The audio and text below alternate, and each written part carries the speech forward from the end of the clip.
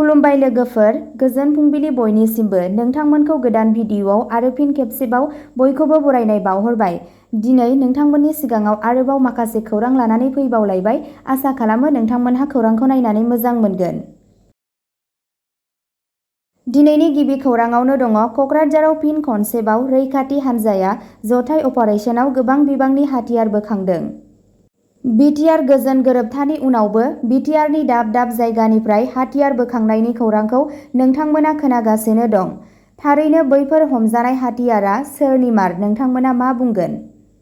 खौरां बिजोंनिफ्राय मिथिनो मोननाय बायदियैब्ला बिटिएडिनि गुबुन गुबुन जायगाफोराव सिग्रोमनायनि गेजेरजों पुलिसआ आयेन बेरेखा हाथियारफोरखौ जब्द' खालामदों।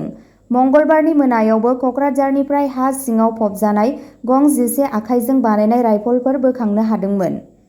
उफ्रा पुलिस बिथोनगिरि गाहाय इन्टेलिजेन्स आरो रौनिया हान्जानि खौरांनि बिथायाव हाथियारफोरखौ बोखांनाय जादोंमोन होनना खौराङाव मिथिनो मोननाय जादों। नैथि खौराङाव दङ नेपालाव टेक अफनि समाव बिरखं जाब्रबथायाव सा 18 सुबुंनि जिउ खहा। नेपालाव मोनसे गिदिर बिरखंनि जाब्रबथायाव बुधबाराव काठमान्डुआव सा 18 दावबायारिफोरनि जिउ खहा जायो। गिबि रिपर्टनि बायदिब्ला सा 19 सुबुंफोरखौ लानानै सौर्य एयारलाइन्सनि बिरखंआ फुंनि 11 रिंगायाव त्रिभुवन गेजेर हायुंआरि बिरखं गाथोनाव बिरनाय समाव जाब्रबथायाव गोग्लैयो। बिरखं गाथोननि मावख'गिरिफोरा जाथाय जायगायाव सौहैयो आरो रैखाथि हाबाफारि जागायो। सा 18 सुबुंफोरनि गोथै सह'खौ बोखांनाय जादों आरो सासे जोखोम जानाय सुबुंखौ रैखा खालामनाय जादों आरो गोख्रै फाहामथायनि थाखाय देहा फाहामसालियाव थिसननाय जादों। जोखोम जानाय सुबुंखौ उनाव बिरखंनि पाइलट महरै मिथिनो मोनो। रिपर्टनि बायदियैब्ला नेपालाव गले गले बिरखंनि जाब्रबथाय जाबाय थानायनि मोनसे जाहोना जाबाय बिरखंनि सामलायथिनि आंखाल, मानोना हादोरा रांखान्थियारि जेंनाफोरजों मोगा-मोगि जानांदों। नांगौ रोखोमनि मावफारियाफोरनि फोरोंथायनि आंखाल, हाजोआरि ओनसोलखौ फेरफाथिनाय, साननो हाथावै बोथोर आरो थार बोथोर नायखांनायनि थाखाय सुबिदाफोरनि आंखालनि जाहोनावबो बैयाव गोबां बिरखंनि जाब्रबथाय जायो होनना सुलुंनिफ्राय मिथिनो मोननाय जादों। थामथि खौराङाव दङ करिमगन्जआव फिसाया बिसिखौ बुथारनानै पुलिसनि खाथियाव गथायदों।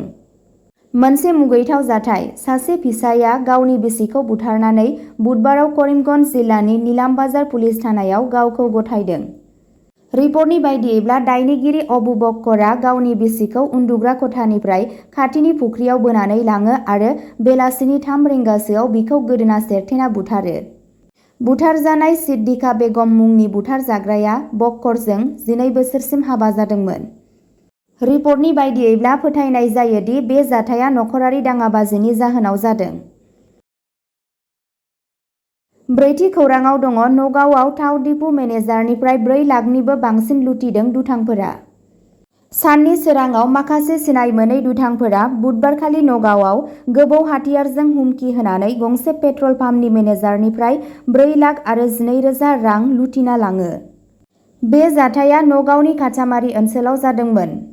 सुलुंनि बायदिब्ला बाराफुजियानि जराबारियाव थानाय कृष्णा फिलिं स्टेशननि मेनेजार बिश्वजित देखाया नगावनि बेंकआव नगद रां जमा खालामनो थांदोंमोन। बे समावनो 4 मटर साइकेलजों फैनाय दुथांफोरा बिथांनि मटर साइकेलाव थानाय मेनेजारखौ हमनानै लाङो आरो बिथांनिफ्राय रांजों आबुं बेगखौ सिख'ना लाङो। आं नगद रां लानानै न'आव फारसे थांगासिनो दंमोन, आंनि मटर साइकेल सालायनानै। हरखाब आंनि फना रिं जानो हमनायसै आरो आं बाइकखौ दसे समनि थाखाय दोनथ'नायसै। बेनि उनाव गंनै मटर साइकेलजों फैनाय 4 दुथांफोरा आंखौ गोबौ हाथियारजों हुमखि होदोंमोन आरो उनाव नगद रां थानाय बेगखौ लाना जायगानिफ्राय खारखोमा लाङो।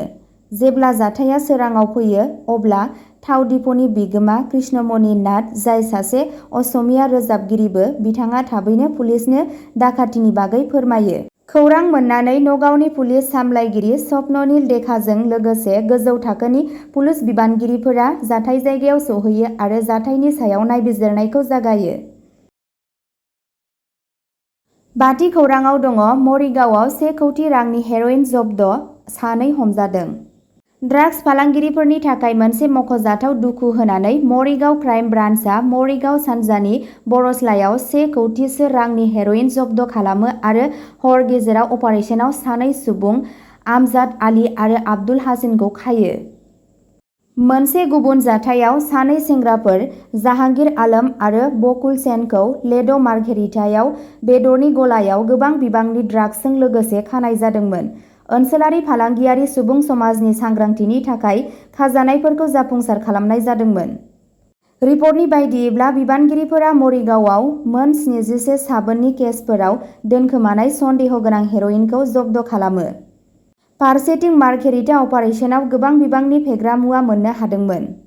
आसामाव फेग्रा मुवा फालांगिनि सायाव सिग्रोमनाया सोलिगासिनो दं। बिबानगिरिफोरा लोब्बा थानाय सुबुंफोरनि बेरेखायै गोख्रों राहा लानो समायखिरा लादों। द'थि खौराङाव दङ अलिम्पिकनि सिगां पेरिसआव 25 बोसोर बैसोनि अस्ट्रेलियानि आइजोखौ साबा हौवाफोरा हानजा जिनाहारि खालामदों। अलिम्पिक 2024 मायथाइनि साननैसो सिगां पेरिसआव सासे अस्ट्रेलियानि आइजोखौ साबा हौवाफोरा हानजा जिनाहारि खालामदोंमोन। रिपर्टनि बायदिब्ला बे जाथाया सोराङाव फैदोंमोन जेब्ला जिनाहारि खालामजाग्राया पेरिसनि पिग्ले जिल्लायाव मोनसे कबाबनि गलायाव आश्रय लादोंमोन। 26 जुलाइनिफ्राय जागायजेननो गोनां अलिम्पिकनि सिगां फ्रान्सआ हाइ एलार्टआव दं होनना खौरां बिजोंनिफ्राय मिथिनो मोननाय जादों। स्निथि खौराङाव दङ नखरनि सुबुंफोरा आइजोखौ गारि सालायनायनिफ्राय होबथानायनि थाखाय फिसाज्लाजों ट्रेननि सिगाङाव बाज्रुमो। राजस्थाननि आमजेराव सासे 24 बोसोर बैसोनि आइजोआ गावनि 4 दाननि फिसाज्लाजों ट्रेननि सिगाङाव बारसोमना गावखौ फोथैना लायो। रिपर्टनि बायदियैब्ला प्रियंका चौरसिया आरो बिथांनि खुदियाखौ समबारनि मोनायाव थैनानै थानाय मोनदोंमोन। उनाव बेखौ मिथिनो मोन्दोंमोन दि प्रियंकानि फिसाय आरो बिमाया बिथांखौ स्कुटार सालायनायनिफ्राय होबथादोंमोन, जायनि उनाव बियो नखरनिफ्राय ओंखारलांदोंमोन आरो बे खामानिखौ मावदोंमोन। 8थि खौराङाव दङ जम्मु काश्मीराव 24 घन्टानि गेजेराव नैथि एनकाउन्टार जानायनि जाहोनाव सासे रौनिया उदखारि बुथारजादों। बुधबारखालि जम्मु काश्मीरनि कुपवारायाव मोगा-मोगि जानायनि उनाव सासे रौनियानि जिउ खहा जायो आरो सासे उदखारिखौ फोजोबस्रांनाय जायो। मोगा-मोगिनि समाव रौनियाया गाज्रियै गोहोम जादोंमोन आरो उनाव बिथाङा जोखोम जानानै जिउ गोमायो। 24 घन्टानि गेजेराव जम्मु काश्मीराव बेयो नैथि बेबादि एनकाउन्टार। मंगलबाराव पुन्छआव रौनिया हानजाया हाबफैनायनि नाजानायखौ फेलें खालामनायाव सासे रौनियाया जिउ गोमायो होनना खौराङाव मिथिनो मोननाय जादों। अब्ला दिनैनि खौराङा एसेनोसै। नोंथांमोनहा बेबादिनो सानफ्रोमबोनि खौरां मिथिनो थाखाय चेनेलखौ साबस्क्राइब खालामनानै लादो आरो भिडिअखौ नायनानै मोजां मोनदोंब्ला अन्नानै लाइक, शेयार आरो कमेन्टबो खालामनानै होदो।